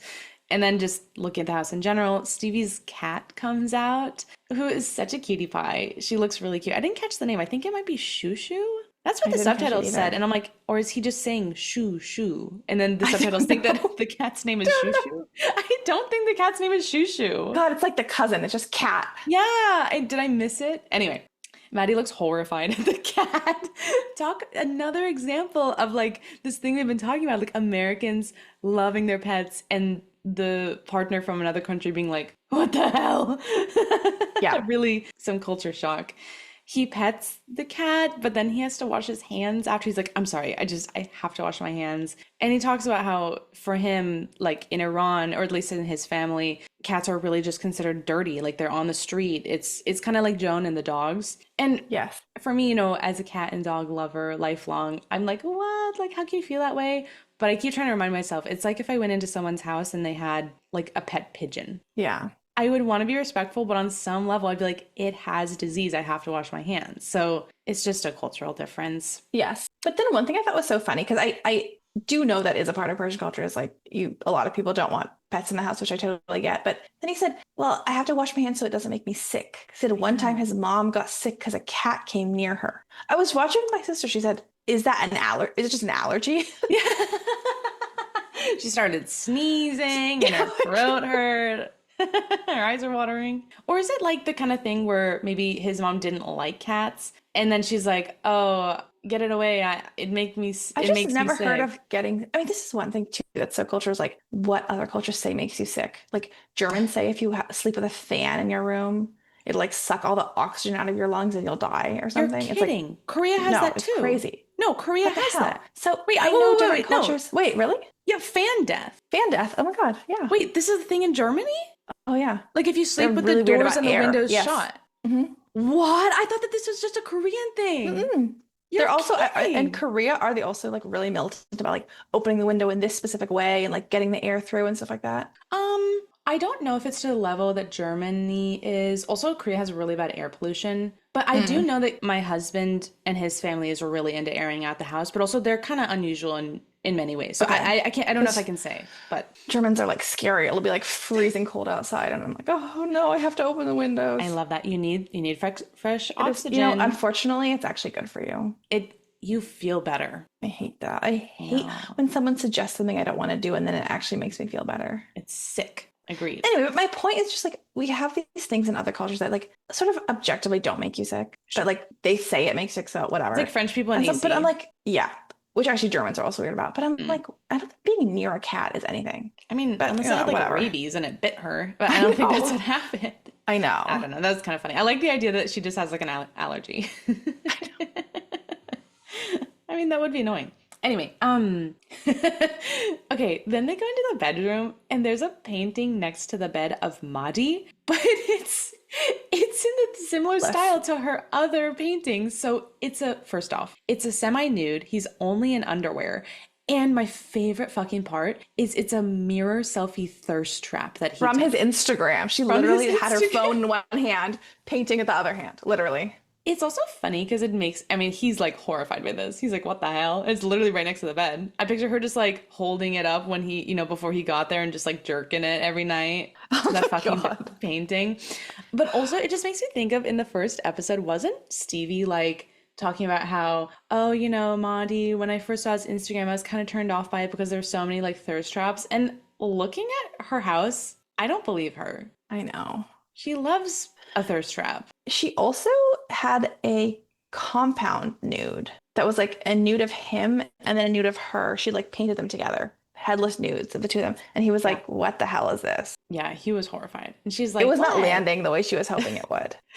Yeah, I don't know. They just don't seem that compatible. I mean, I also think it's Well, weird, but Speaking of compatibility, the next conversation where Maddie's talking about Stevie's sexuality, Okay, yeah, please get into it. Maddie says he's always wondered if Stevie's into women, which, okay, but then he clarifies why, and I was like, interesting. He says Stevie doesn't like men, doesn't want to paint men, and does not want to be close to men. I mean, same, but like, Okay, so she's literally me. and then he says he would feel catfished and lose trust in her if he finds out that she's bisexual. So that's where you lost me. That pissed me off real bad. I mean, That pissed me off. Okay, pissed me off also, but I'm also like, what would the catfish have they part be? spoken about this? Like, have they spoken about it and she lied about it? Because then that's valid. You know what I mean? Like, feeling someone wasn't open with you or something. That could feel like. Like, I'm not saying that's wrong, but I've heard people talk about that before, and I'm like, but bisexual means that they're also attracted to you. So what's the catfish? I know. I don't think the problem. I don't have a problem with bisexual people. Obviously, I could just imagine if you point blank ask someone, "Oh, you paint these nudes of women. Are you also attracted to one?" And they said no, and then later you found out. That I think is an issue if the person that you're engaged to didn't feel like they could be open with you about their sexuality. I guess it's the phrasing of saying it would be like catfishing. I'm like, if No, anything, catfishing is crazy. that's gross. No, his language was crazy. Yeah. It's okay but to I be was like, oh, also I feel left out and a little bit concerned. Like, why did they not feel like they could come to me and tell me that? That's different from I'd feel catfished. No, the language of catfishing is crazy, obviously, but I do also feel like you're getting married and you don't know the other person's sexuality. Like I would love for you to know like that level of information about each other before you're getting married. Unless maybe, I mean, they're in the South, and Maddie clearly comes from a conservative father. At least I don't know how her mom is or was, but maybe she's not comfortable with admitting to herself. I was about to say, if she knows she's bisexual, if she doesn't know she's bisexual, that's fair game. Totally she's different. Giving the information she has. But my point is, if in this context of like painting these nudes, she has realized she's bi and she hasn't told him, I would think that's a weird thing to keep from your fiance. I'll agree with that. Yeah. But definitely, like, we don't have enough context. I'm like, is that the situation? Is it not? I don't know. And overall, his tone, he was behaving worse in the situation for sure. Like his tone was like, she would catfish me if she's bi. That came off as homophobic. So for sure, that was not good. But my point is just like, you're engaged and you don't even know how that person feels about their own sexuality. Like, I just feel like these are the details you should be knowing about each other. Totally agree. Points to, again, these people barely know each other. My God. 1 week together. I know. Yeah, because I guess you wouldn't necessarily tell someone your entire deepest, darkest, like sexuality, thoughts, whatever, after 1 week. Yeah, it's just whatever. But also, I hate when they shift these timelines in this weird way where it's like a stranger, but they're also your fiance. I know, it's so weird. It's very, I can't relate. But again, I do want to highlight, in case we haven't, because to us it's like so obvious, but like the biphobia of this is just so like, it's so played out. It's so tired.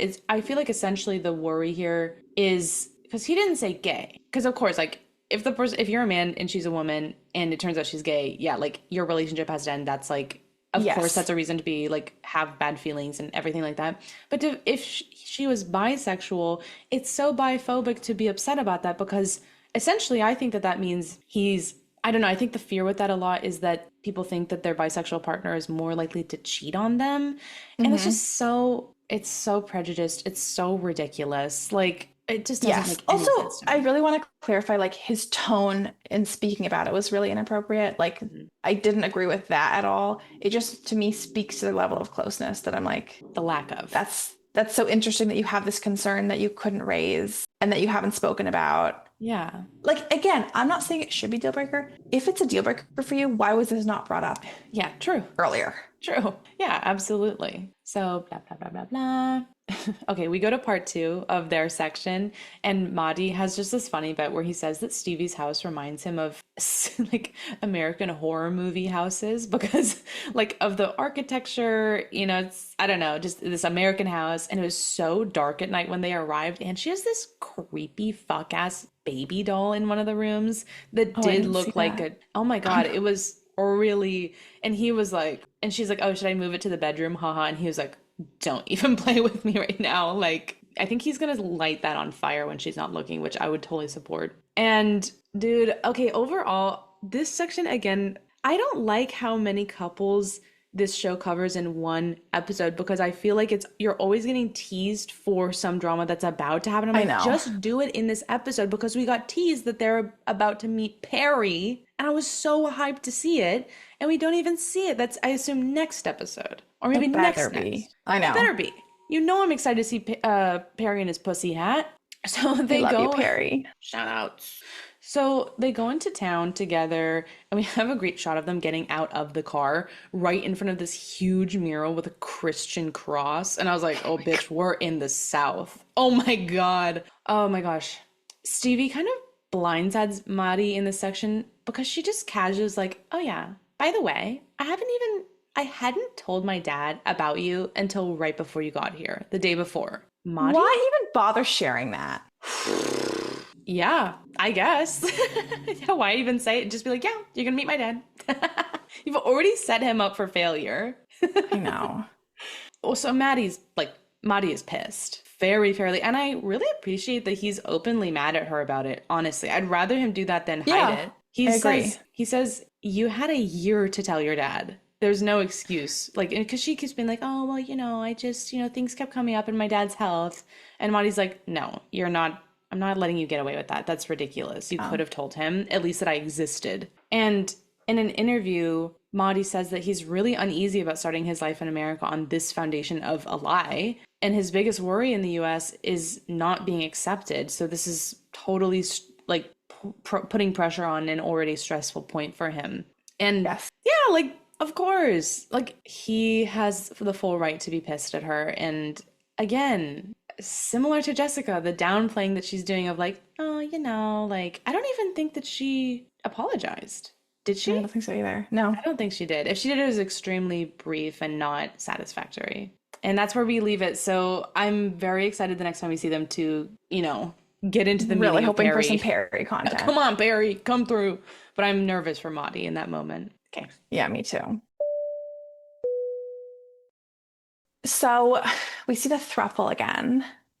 Matt and Minnie are in Mexico to visit Ani, and they're like gonna meet up at a Dia de los Muertos parade event. And I'm like, okay, they didn't have an airport meetup, so they had to like make some stupid new situation. Yes. And they're like, which part of the parade is she coming from? And it's like, dude, we don't care. Like, I don't know. I've never had the concern of like, gosh, I hope they physically find each other.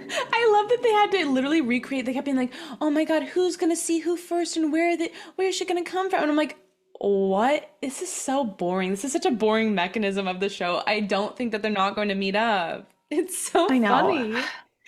They like have this really bizarre approach where they're somehow making Dia de los Muertos about them. Like they said, it seems like somehow they're dressed up for us. They're here to make this chase fun. And then it cuts to a fucking ofrenda. I'm like, you guys, this is not about you. It's not. It's not trying to make your throuple encounter fun. The way they were making Dia de los Muertos completely about themselves, as you said, and also into some kind of a sex game really felt like one of the more disrespectful things we've seen this season culturally. Completely. It felt really, I was like, okay, I'm not Mexican. I grew up in California, so I know, unlike a Minnie, what Dia de los Muertos is.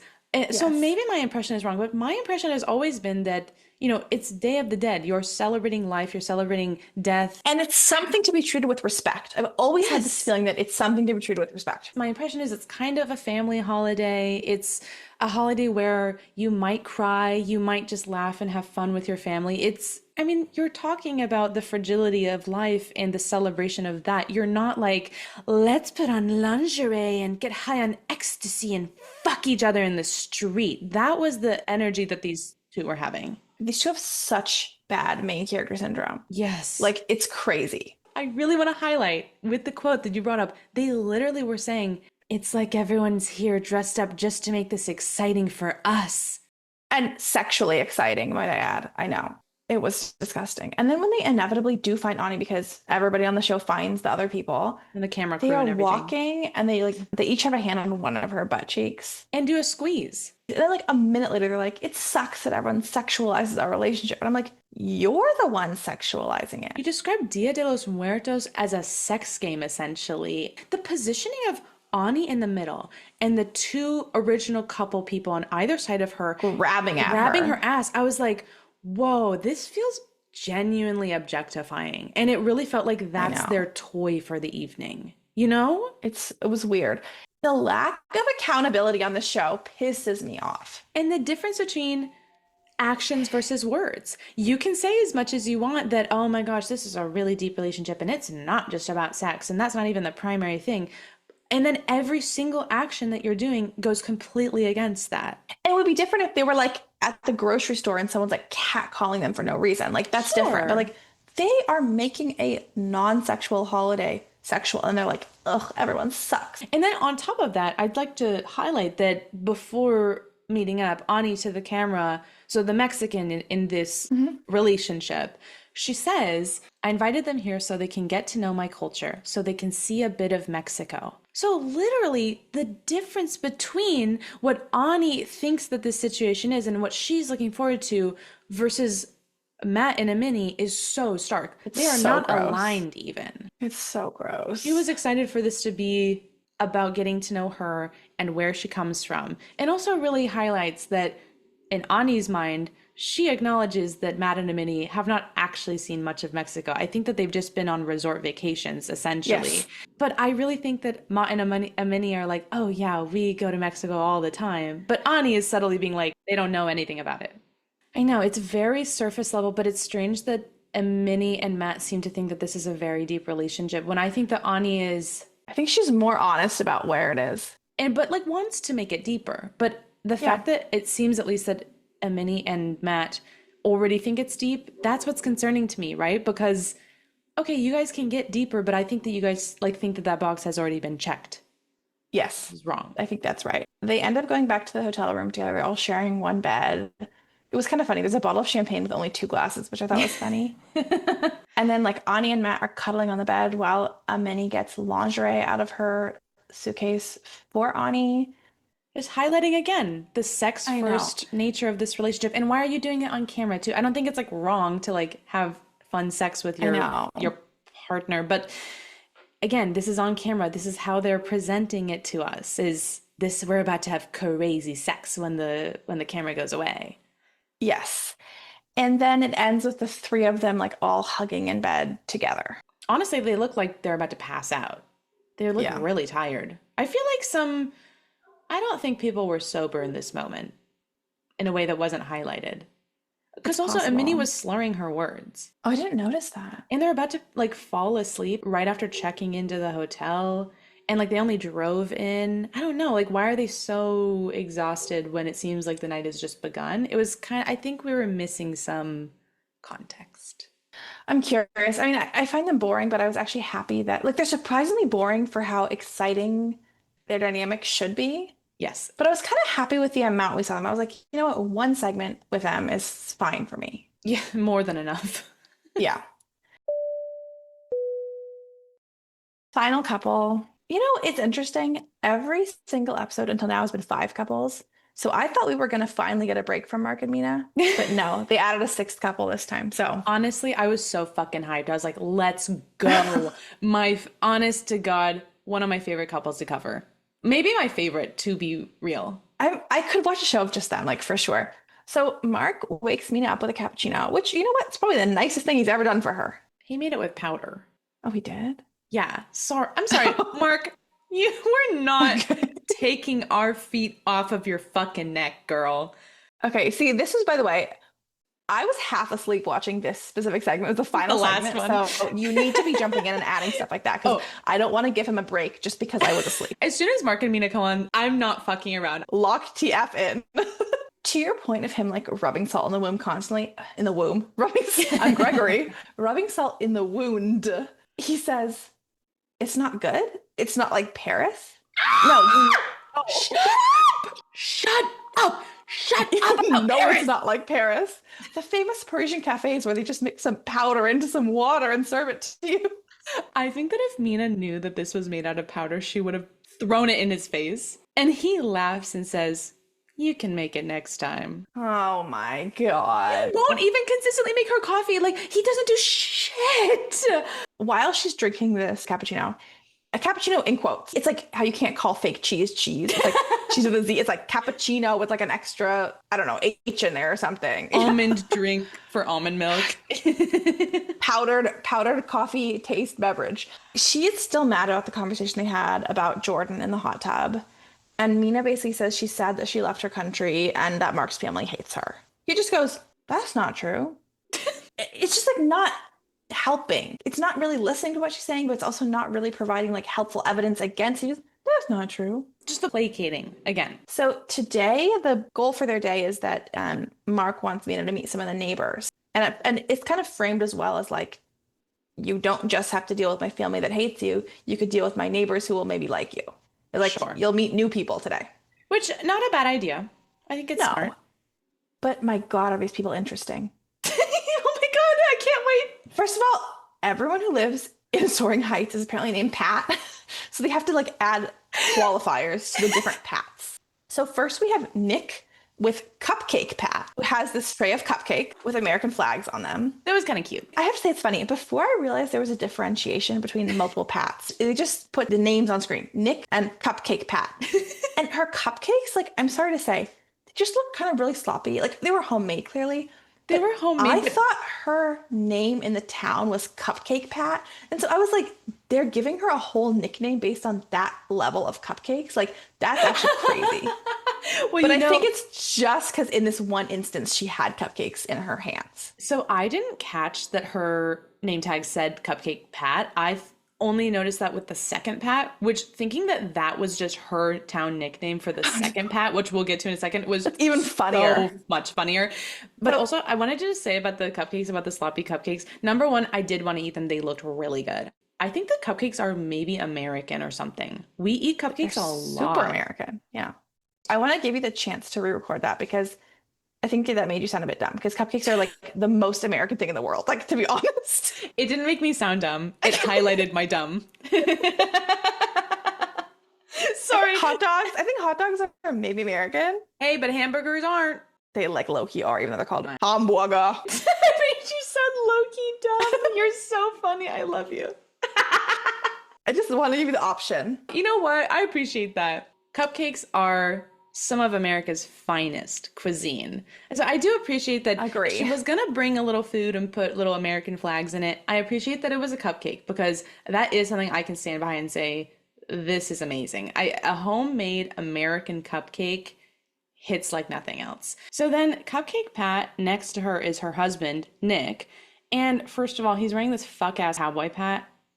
Not Cowboy Pat. First, new Pat. Nick, aka Cowboy Pat. Part of joining Soaring Heights Aviation community is all of the women have to change their name to Pat. So Mina is now Pat. What is she? She's French Pat. Gas station pasta Pat. Mushroom Pat. Okay, anyway. Lamb Pat. So first of all, this husband has this fuck-ass cowboy hat on, and he's no cowboy. He greets Mina by saying, "Welcome to America." But he says it in some vaguely foreign accent with like a rolled R. He goes, okay, dude, if this is some accent that's like, it's racist for me to do, I apologize. I think it's maybe like a Spanish accent. But he goes, "Welcome to America." And then like laughs really hard to Mark. And Mark laughs and says to him, with the Spanish accent. What's happening? What is this like a bit that they do? Like talking to each other in like a Spanish accent? Also, hey, Spanish, not French. That feels like way offensive to just randomly do to like the one foreigner you've ever met. The one foreigner. Yeah. You're like, you're probably something. Don't have the same accent. God. And also, what the hell? Just so othering, bizarre. So then the two additional neighbors arrive, as mentioned, an additional Pat. There's the man is Bob and the woman is Martini Pat because she's holding a martini. So I guess this is who you thought was her town nickname. She's literally walking and holding a martini. And I didn't catch Cupcake Pat in the previous section. So I just see this woman come on screen holding a martini, walking down the grass with the name Martini Pat. And I went, oh, hell yeah. I love this lady. I thought her name around town was Martini Pat. And that's just how people know her because she's always drinking a martini. I hope so. So she says to Mina upon meeting her, she says, Bob, her husband, Bob, he's a pilot and he loved it here. And he was in heaven and I was in the woods. Harrowing. Everyone who lives here is a victim. Although I think it's like all the men are pilots and all the women are just like resigned to their, Martinis and cupcakes. you need something. Mina is discussing with, I think, Martini Pat and says how there's no one under 60 here and that Mark is the youngest. And then Mina's also saying how it's just kind of alienating for her. Like she used to go on walks with Maria in her stroller through Paris and like now there's nowhere to do that. And Martini Pat says, well, I have a stroller for my dog, so we can go on stroller walks together, which is like sweet, but also like So sad. just such a disconnect between their lives, you know? Yes. And then Mina, okay, I need to literally recalibrate Mina's entire vocabulary. You know, there's this whole thought experiment about like, what if what I see as blue, you see as pink, but we use the same word? This is happening because she describes Martini Pat as refined and elegant. I'm like, I'm sorry, I don't know anything against Martini Pat, but she's like just some lady. Like there's I wouldn't use those words to describe her at all. Is it just because she's a martini in her hand? It's just like when she's like, Massachusetts is sexy, Martini Pat is elegant. I'm like, you're just saying random adjectives at this point. I agree. I do think it's the martini because she did not call Cupcake Pat refined and elegant. No. Okay, this is actually so French of Mina because Martini Pat did have a little scarf on. And I think maybe Mina was like, oh, she's basically French. She's refined and elegant. Scarf and martini combo. I mean, compared to the other people in that community, I think You're right. She probably is the most elegant person in Soaring Heights. I'll give her that. yeah. And then Mina tells the Pats that she needs another baby to keep her busy while Mark is away. Because that's the other thing I didn't think about. That Mark is a fucking pilot. He's always flying places. Oh my God. So she's going to be alone in Soaring Heights. Also, ladies, great reason to have a baby because you're bored. And then Mina tells the neighbors, and I can relate to this, when you are feeling dramatic and you kind of want to frame something like a little differently than reality. But she says, yeah, it's unfortunate. Like I can't have a baby because Mark has given authorization for this decision to Jordan. And it's like, Mina, that is not what happened. She's so like stirring the pot. Like she is a victim in many ways in this situation, but then she does shit like this, and I'm like, girl, come on now. And then Cupcake Pat says that Mark and Jordan have always been a unit and that he needs to keep Jordan happy, which I thought was an interesting kind of useless comment from Cupcake Pat. I am curious if that's at all true. I don't know if it necessarily is. We don't know Cupcake Pat. She doesn't have the sauce like Martini Pat does. So I don't know about her perception of stuff. She's not refined and elegant. She's not. And then Martini Pat says Mark is a people pleaser and that someone will always lose. It's funny that she said people pleaser. I think he is a people pleaser in the most superficial sense. Yes. As you flagged, he's always just placating people. He's like a level 1 people pleaser where he's just like doesn't want people to be angry at him. It's Yes. a very self-centered type of people pleasing. Like I think most people pleasing is self-centered ultimately, but I think he's less worried about, gosh, I hope the people around me are happy, and more, gosh, I hope the people around me aren't mad at me. Wow, that's astute. I think that's very accurate. Because he's just like, well, ignore that. Forget about that. Like, I think the other extreme end of people pleasing is like playing both sides because you're going really out of your way to problem solve for multiple people, even though those solutions, yes, even though those solutions, or Sarper, like the solutions that different people need are conflicting, but you're just going down both paths anyway and like hoping for the best. Whereas I feel like Mark is just being like, that's fine, whatever. Like, it's I don't know, it's a different form of people pleasing, let's say. And then Mina says that it might have been a mistake for her to come here. Ugh. It's so awkward. I mean, it's not exactly the same situation as Joan, but a lot of these people, I'm like, what information would you have needed to make an informed decision? And why is that just coming up for you now? Yes. I'm very confused. Because also in both of these situations, it doesn't appear that like lying has happened. It just appears that they're actually the non-American spouse is actually experiencing the reality for real, and they're like, wait, this sucks. Yeah. But it doesn't seem like they are genuinely shocked by the facts of the situation. It's just that they're shocked by how they feel about it. I'm also like, if I were dating someone who lived in Soaring Heights aviation community, I would have Googled the fuck out of that place. I would be on Google Earth. I would be like looking up articles about it. Like, And she's like, wow, it's like ugly and everyone's old. And I'm like, yeah, that's literally information you could have ahead of time. I guarantee it. So in the next segment, Mark and Mina are in bed and they're playing with Maria. Mm-hmm. And they're all pretending to be tigers and like roaring. So And then cute. Mark turns to Mina and goes, just like you last night. What the fuck? No, not them doing like dirty talk in front of the baby. Fucking freak ass.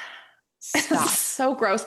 And then they just like are both talking to each other and the camera about how they had sex after the barbecue. And I'm just like, okay, I don't need to hear any more about this. I don't need to hear from everyone's perspective. Not talking to Martini Pat and Cupcake Pat being foreplay. Yeah. The cupcakes were actually aphrodisiacs.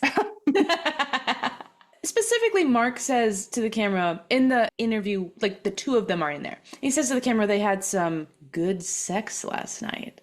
Ew. I was half expecting him to act out another upright tray table moment. I'm just surprised he didn't tell us like exactly what positions. I mean, it's like It was so explicit. He was like, yeah, like, and then we just kept going at it, like barely slept. And she was doing it too. Like, she was like, oh, yeah. Like, so gross. I feel like they really want to be perceived as like a sexual couple.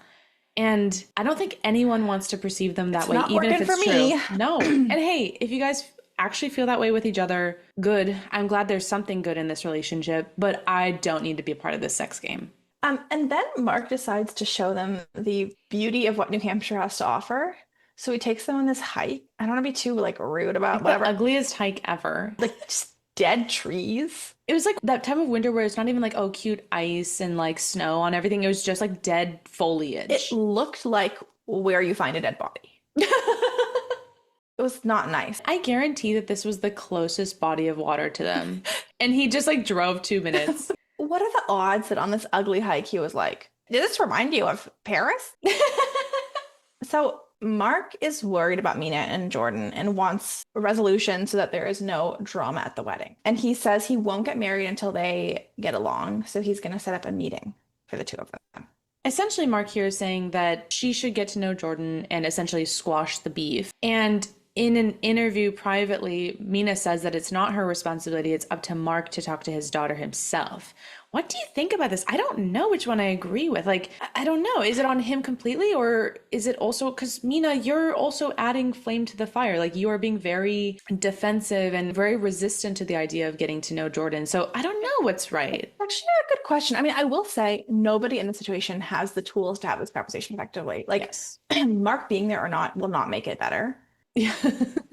I think this is a situation that just, Yeah. I think Jordan's concerns are really valid. And I also understand Mina's perspective of like, I came all this way and there's someone in your ear saying bad things about me. Yeah. I'm not saying Mark needs to make a choice. I'm certainly not saying that. Mark, at the very least, needs to accept he has made decisions in life that are leading to discomfort. Mm-hmm. And maybe just own it and live in the discomfort. Yeah. I really don't know what the way forward is. I mean, I think in general, it's better for people to have one-on-one conversations, but I think the issue here is I don't think Jordan has an issue with Mina. I think Jordan has an issue with her dad's decision-making. And I think that's why she hasn't been speaking to me. I don't get the feeling that she was like, oh, Mina said this thing that hurt my feelings. I think with that, you could take it directly to the person. But she did say that Mina not showing up to the dinner or showing up super late, like that did That's annoy true. her. So I do think she has some right, like fair enough negative feelings towards Mina. I essentially agree with you, but I do want to point out that she did say some things like that. That's true. Yeah, it's just tricky, but also she doesn't know her well enough to really go up to her with criticism. I think that's the bigger issue as well. Like, you've met once and then you're providing feedback. It's also kind of weird. Unless Mina is the type of person who just inherently hates that he had any kind of a relationship or life or children before her, unless she's that kind of person, her like negative feelings towards Jordan feel irrational. So it almost makes me wonder if Mark, their whole relationship, was doing this stupid shit he does where he takes something that someone said to him in what they thought was confidence and then goes and says it to Mina. I could totally see that. What if, like, when they first got together, Jordan was or someone else even just said, "Oh, are you just, are you sure she's not just with you for your money?" Because that literally happened with your last girlfriend, Jade. Are you sure at your big age it's good to have more children? And then I wonder if even from the beginning, he was coming and saying to Mina, like, "Oh, yeah, people are wondering this. So I told them no." When he doesn't need to be telling her that. And so maybe it's like years of her hearing these like kind of things from people in his life and then building up resentment towards these people. Whereas Jordan, for example, the person at hand, might not know that any of this has gotten back to Mina and then been like, why is Mina avoiding spending time with us? I think that could explain the dynamic here. I also think people need a better understanding of what different types of communication is for. Like, not everything is gossip or not everything is whatever. Like, if someone comes to you with a concern, you don't need to relay that concern to everybody else. Like, it depends on the context. There are some things that should be maybe relayed, but if someone just says like, "Hey, I'm worried about you," like, you don't need to go tell everybody they said that. That can just be a private conversation. Yeah. I think some people have this flawed understanding of almost what honesty means, where it's like, the people who are like, "I'm just honest, you're ugly," and you're like, okay, that's not helpful. Like, that's not honesty. That's Being just mean. rude. Yeah. I kind of feel like in the same way he has this thing of like, I have to tell Mina every conversation we ever have about her, and like, I am very much of the belief that like what people say when you're not in the room is just like not relevant to your life. Like, people are allowed to, especially people who are coming from like a loving or even practical place of like discussing the relationship. Like, they're allowed to be like, "How do you feel about this?" Is that like, I don't know. I don't have any problem with that. I think it becomes weird when you go, "Hey, we had this conversation about you. Here's what you meant." Yes, I hate when people do that. It's like this almost kindergarten thing of like, "So once I was talking to you and I have to tell you about it." It's like, use discretion. He has no discretion. Yes, no discretion. No discernment, no ability to kind of just think like, is this helpful? He's just like, "So-and-so said this and this and this about you," and then like just basically leaves the room. Yeah. Just have everyone else deal with the consequences. Totally agree. Here's the thing. What's going to happen in this conversation? The truth is, Jordan wants to see that this relationship is a real relationship. Her dad's not being taken advantage of. This isn't something that's going to erase her from her father's life. Those things can really only be seen over time. Yep. So the conversation should honestly just be, I hear your concerns. Obviously, it hurts my feelings just because that's so not how I feel. And so it makes me sad that you even would think that. But I'm going to show you, like, I'm going to show you over time that, like, that's not what the situation is. And then that's kind of all there is to be said. Yeah. Oh, I wish I could have said everything for everyone. Well, that's part of the podcast. That's what we're hoping to do. That's true. That wraps up episode 4 of My Best View. First of all, thank you so much again to everyone for listening. Like, it's so heartwarming that anyone other than the two of us wants to listen to our opinions on all of this.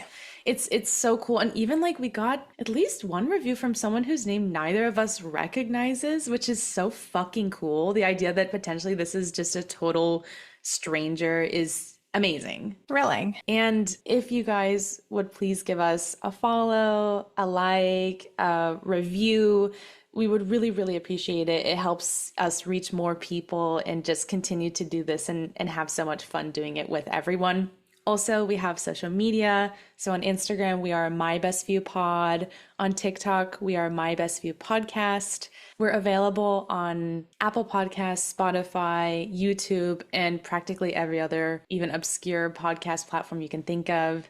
So we would just really, really appreciate if you could engage with us on there. Yes. And just overall, thank you. We're having so much fun. Really, I feel like alive. I'm just having such a good time. I know. I can only agree with everything you've said. And especially on Instagram, we always try to post like funny little clips, also lovingly curated screenshots from the actual episode. Yes. We have fun with that. We just love to kind of add to the listening experience through that. So do check us out on Instagram at My Best View Pod. And everyone, we'd like to wish you a happy holidays. Happy Hanukkah right now when we're recording this to everyone who celebrates. Merry Christmas to everyone the day this comes out, to everyone who celebrates. And Happy New Year to everyone. And we'll see you next week. Bye.